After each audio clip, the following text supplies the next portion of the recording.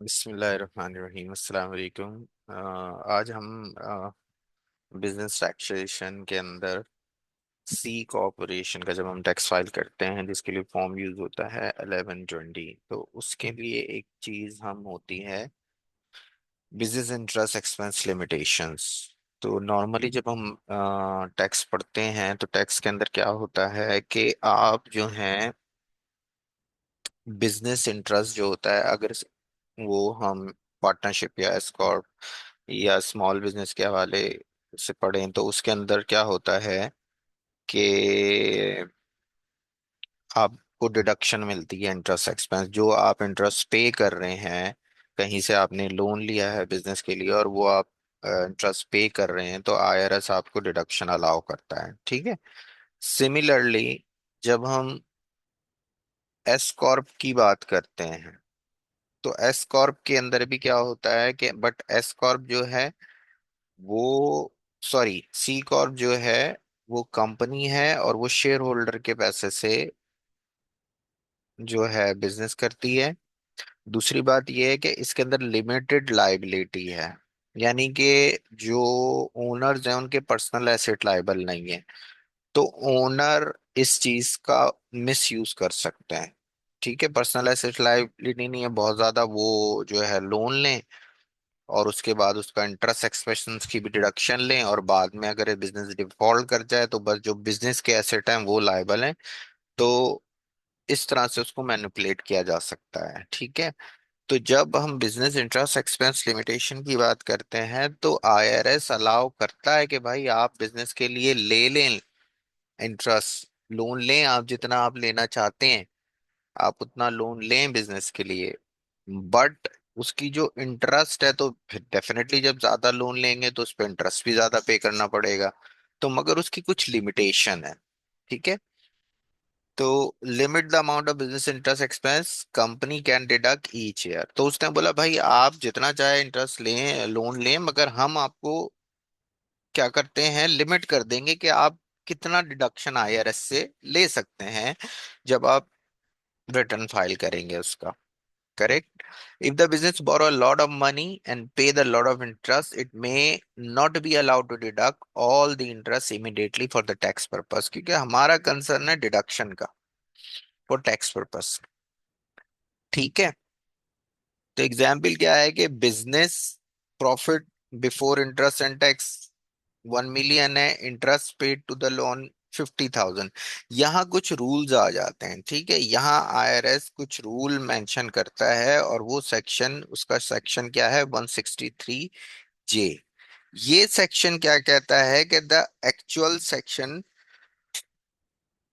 163 J calculate base on the business. अब यहाँ पर एक लिमिटेशन वो कर देते हैं कि जब भाई आपको क्या करना है, जब आप इंटरेस्ट को क्लेम करेंगे तो बिजनेस इंटरेस्ट इनकम जो भी आपकी होगी, जो उससे आ रही है, प्लस 30% एडजस्टेड टैक्सेबल इनकम उसमें ऐड करेंगे। अच्छा, फिर फ्लोर प्लानिंग फाइनेंस इंटरेस्ट। अब ये फ्लोर प्लान फाइनेंसिंग इंटरेस्ट क्या होता है कि जो ऑटो डीलर हैं या जो लोग गाड़ियों का काम करते हैं उनकी तो ये इन्वेंट्री है। उनकी गाड़ियां तो क्या है, गाड़ियां तो परचेस करते हैं, सेल्स करते हैं, तो यही मेन काम है उनका। तो इसके लिए अगर वो, और वो ये खुद से अपना पैसा नहीं फंसाते, वो लोन लेते हैं, तो वहां पर ये एक्सेप्शन है कि वहां पर तो आप पूरा का पूरा जो है इंटरेस्ट जो है वो कर सकते हो, क्योंकि वो पर्सनल कोई इन्वेस्टमेंट के लिए नहीं ले रहे। आईआरएस क्या कहता है, auto dealer often borrow the buy inventory the vehicle secure the loan, और ये सिक्योर है।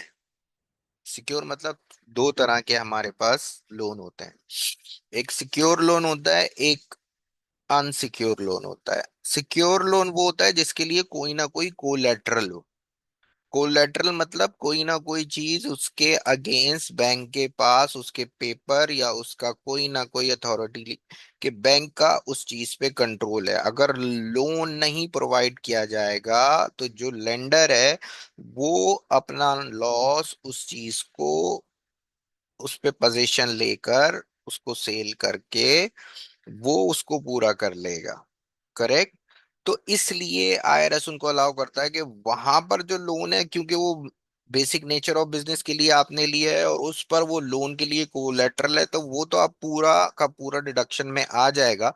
बट इसके अलावा आपने कोई लोन लिया है बिजनेस ने, सी कॉर्प ने, तो सी कॉर्प तो एक सेपरेट लीगल एंटिटी है, तो वहां पर आपको लिमिटेशन है। अच्छा, वो लिमिटेशन क्या है कि भाई आप 30% इंटरेस्ट और 30% एडजस्टेबल इनकम लेंगे, प्लस अगर कोई फ्लोर प्लानिंग इंटरेस्ट है। ठीक है। There are exception including small business exception based on the gross rate. Small business जो है, डेफिनेटली उसके अंदर स्मॉल बिजनेस में क्या होता है, लाइक पार्टनरशिप, सोल प्रोप्राइटरशिप, उसमें पर्सनल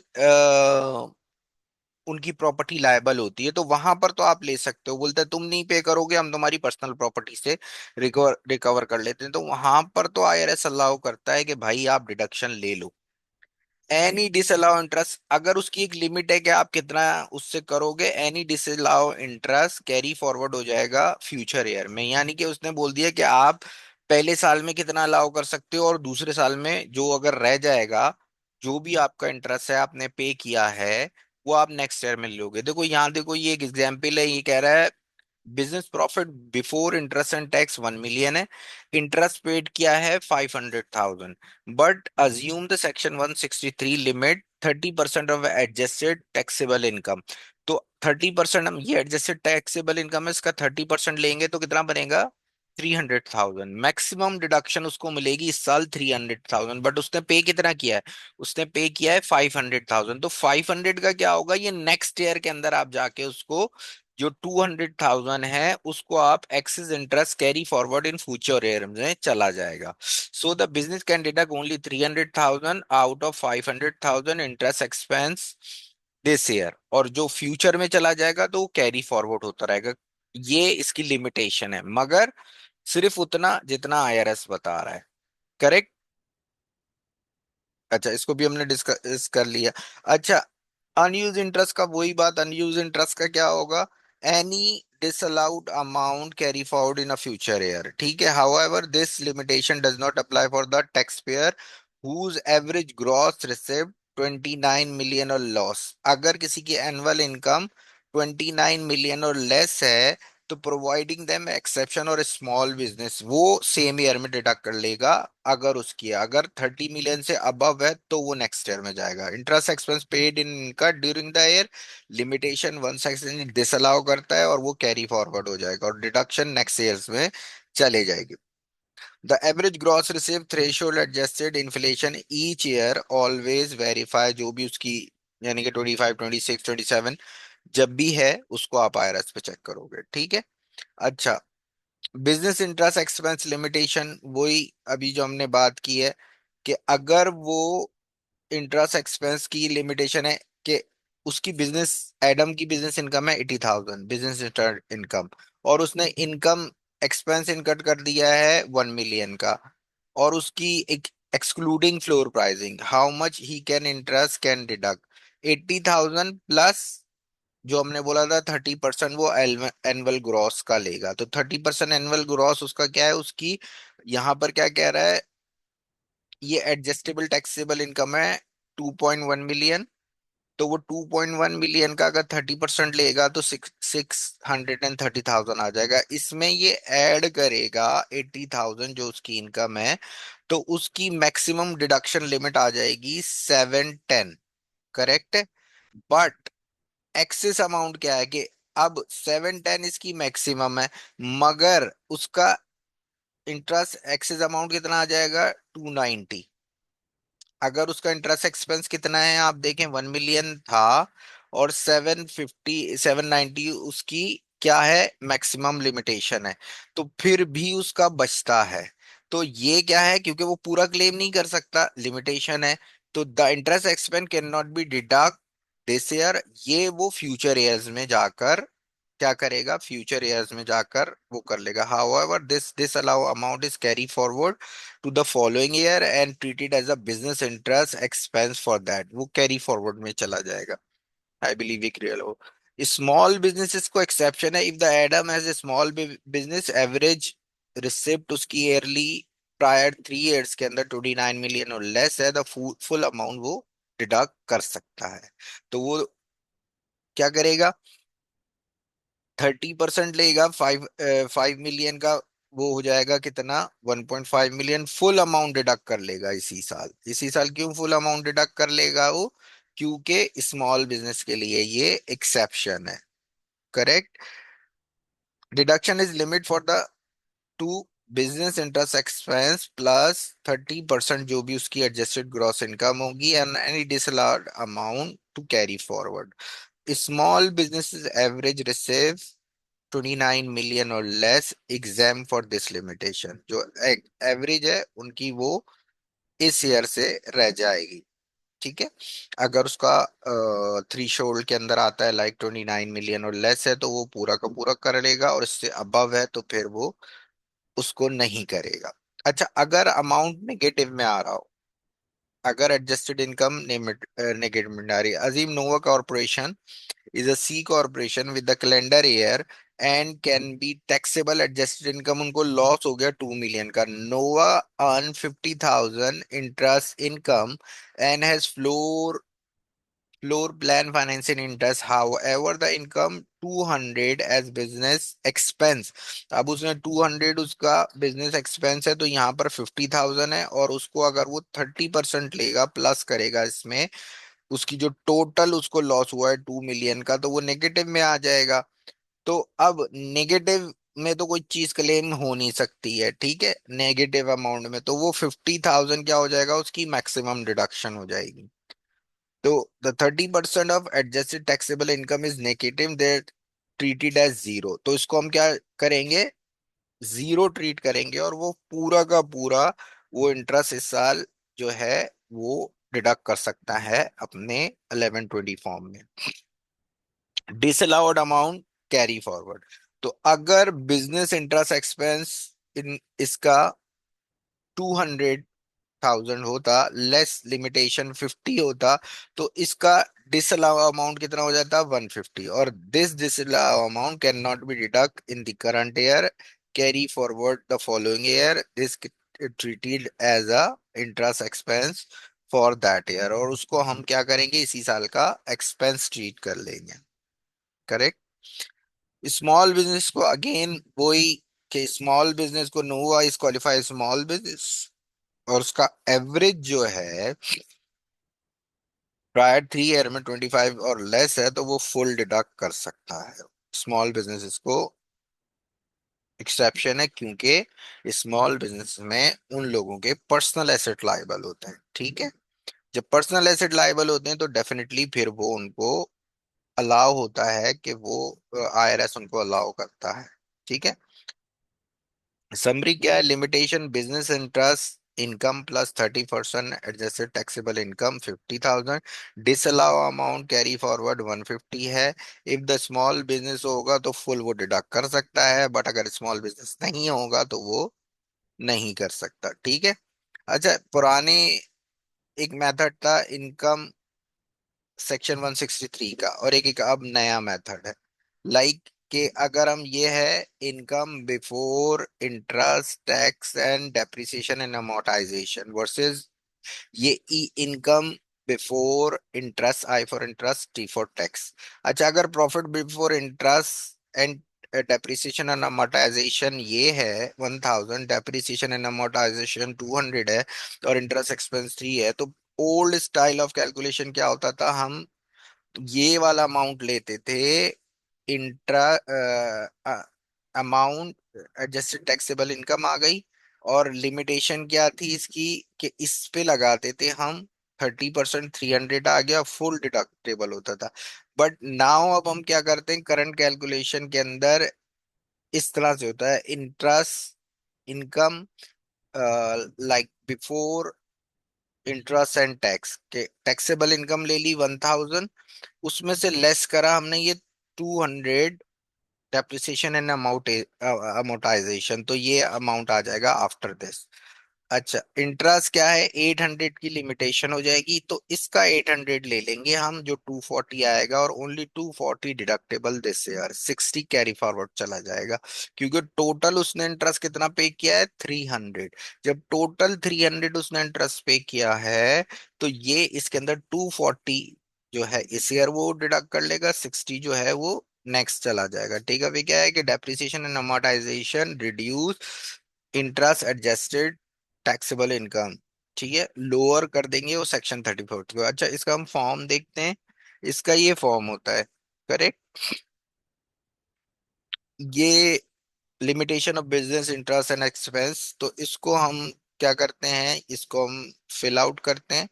तो इसको फिल करने का, यहाँ पर जो है बिजनेस एक्सपेंस आ जाता है, या नहीं, कंपनी का नेम आ जाता है। सबसे पहले नेम ऑफ एंटिटी जो भी है वो यहाँ पर आ जाएगा, एम्प्लॉयर का आइडेंटिफिकेशन नंबर यहाँ आ जाएगा, और उसके बाद रेफरेंस आईडी। ये अगर कोई भी, ये अगर क्या होता है, कोई भी फॉरेन एंटिटी है तो उसका यहाँ पर रेफरेंस आ जाएगा। अच्छा, ये सारे यस और नो क्वेश्चन होते हैं, ये हमको फिल आउट करने होते हैं। तो ये क्या होता है कि foreign entity CEFC group member, सीधा CFC क्या होता है, कंट्रोल फॉरेन कॉरपोरेशन। तो ये अगर उसका 50% और मोर शेयर कोई यूएस रेजिडेंस है तो यस और नो, यस और कर दें, नहीं कर रहा तो भी कर दें। तो ये फॉर्म फिल करने की जरूरत है या नहीं है। तो ये पार्ट वन के अंदर जो कंप्यूटेशन है। अच्छा, पार्ट वन के अंदर क्या होता है, पार्ट वन पे हम कंप्यूटेशन करते हैं अलाउएबल बिजनेस इंटरेस्ट। तो इसमें सबसे पहले हम यहाँ पर जो करंट ए कॉलम है, उस ए कॉलम के अंदर हम क्या करते हैं, ए कॉलम के अंदर हम जो भी उसका इंटरेस्ट इनकम है उसको यहाँ रख देते हैं। और फिर यूजुअली बी कॉलम में कोई डिसअलाउ हुआ है वो लिखते हैं, तो यूजुअली इसको हम 0 0 करते हैं, और कॉलम नंबर 5 में वही टोटल अमाउंट हमारे पास यहाँ पर आ जाता है। ठीक है, सेक्शन 2 के अंदर एडजस्टेड टैक्सेबल इनकम आ जाएगी, टेंटेटिव टैक्सेबल इनकम ले लेंगे। टेंटेटिव टैक्सेबल इनकम आ जाएगी, इसके अंदर एनी आइटम जो आप डिडक्ट कर रहे हैं वो सारे आइटम यहाँ पर आ जाएंगे। लाइक कि कोई आपने पिछले साल का इंटरेस्ट है वो यहाँ आ जाएगा इंस्ट्रक्शन के अमाउंट से, और नॉन बिजनेस लॉसेस और डिडक्टेबल है वो आ जाएंगे। ये सारी चीजें हम इसके अंदर मैंने मेंशन कर देंगे। और 8 के अंदर यही बिजनेस एक्सपेंस आ जाएगा, जो पास थ्रू एंटिटी है, जो हमने ऊपर यहाँ पर अगर जो भी आपका इंटरेस्ट है, करेक्ट। अच्छा, उसके बाद 9 के अंदर कोई भी कैरी फॉरवर्ड लॉस है, नेट ऑपरेटिंग लॉस अगर हुआ है उसको ले लेंगे, जो कैरी फॉरवर्ड आया है, नहीं आया तो हम इसको छोड़ देंगे। ठीक है, इसी तरह कोई क्वालिफाई बिजनेस इनकम है वो सारी इसके अंदर हम चेक करके सारी यहाँ पर लिख देंगे। और रिडक्शन यहाँ पर आ जाएंगी सारी, अगर कोई रिडक्शन है, नॉन बिजनेस इनकम गेन और लॉस इंक्लूडिंग ऊपर लाइन 5 में लिया है हमने। और इसी तरह से हम यहाँ पर अगर हमने यहाँ पर हम डिडक्टेबल डिसअलाउ डेप्रिसिएशन वगैरह अगर है तो उसको ऐड करके ऊपर की इनकम से लाकर हम यहाँ लिख देंगे। ठीक है, अभी आपको इतना क्लियर नहीं होगा, जब आप इसको खुद से फिल करेंगे रियल डाटा के साथ तो आपको इंशाल्लाह क्लियर हो जाएगा। ठीक है, इसी तरह हम बिजनेस इंटरेस्ट इनकम, अगर बिजनेस इंटरेस्ट इनकम कोई भी हमें करंट ईयर से या प्रीवियस ईयर से हमें मिली है तो हम उसको भी यहाँ पर इंक्लूड कर लेंगे। ठीक है, अगर करंट ईयर या प्रीवियस ईयर से कोई भी कैरी फॉरवर्ड आ रहा है तो उसको हम कर लेंगे। लिमिटेशन कैलकुलेशन हो जाएंगी सेक्शन 5। अब ये वही है कि 30% हम जो लेते हैं, जो भी हमारी ऊपर कैलकुलेशन आई है, जो भी हमने इंटरेस्ट इनकम ली है और टैक्सेबल इनकम ली है, उस पे हम क्या करेंगे, वो 30% फॉर्मूला लगाएंगे, और उसके बाद ये मल्टीप्लाई एडजस्टेड इनकम को यहाँ पर वो अमाउंट लिख देंगे। करेक्ट है। अच्छा, पार्ट 2 के अंदर हम ये एंटिटी पार्टनरशिप के लिए होती है, एक ही फॉर्म यूज होता है। अगर पार्टनरशिप होगा उसका इंटरेस्ट इनकम आ जाएगा, ये 0 सारे हैं। तो पार्टनरशिप के अंदर क्या होता है भाई, पार्टनरशिप के अंदर तो उसके पर्सनल एसेट लायबल होते हैं, तो यहाँ पर हम ये फॉर्म यूज कर सकते हैं, मगर उसको सर्टेन एग्जाम्पशन के बाद। और पार्ट 3 क्या है, एस कॉर्प के लिए यूज होता है, सी कॉर्प के लिए यूज नहीं होता। तो उसके हम पार्ट 3 के अंदर क्या करेंगे, सबट्रैक्ट सम ऑफ लाइन वही सारी चीजें, बाकी सबको जीरो लेंगे, इंटरेस्ट एक्सपेंस और टैक्सेबल इनकम यहाँ आ जाएगा, और फिर वो डिसअलाउ कर देगा, ठीक है। और ये यूजुअली इनकी ये कैलकुलेशन शीट होती है, जो अगर ये शेड्यूल ए ये यूज होता है पार्टनरशिप के लिए सेक्शन, जो भी यहाँ पर एंटिटी का पार्टनरशिप का नेम है वो यहाँ पर EIN नंबर आ जाते हैं, इनके current year instruction, prayer instruction, ये सारी करके हम टोटल ले आते हैं। और शेड्यूल बी CS कॉर्प के लिए यूज होता है, करेक्ट। ये सारे उसके ही एस कॉर्प का नेम, उनका EIN, current year, excess depreciation, और ये सारा इंटरेस्ट के लिए हम यूज कर लेते हैं। तो ये फॉर्म हमें यूज होता है 8990 इसके लिए। तो इस लेक्चर में अभी हम इसको इतना ही डिस्कस करते हैं, और फिर इंशाल्लाह हम नेक्स्ट लेक्चर में करेंगे। तो काइंडली इसको शेयर करें, लाइक करें अपने ग्रुप में, ताकि ताकि हम ज्यादा से ज्यादा वीडियो बना सकें। Thank you so much.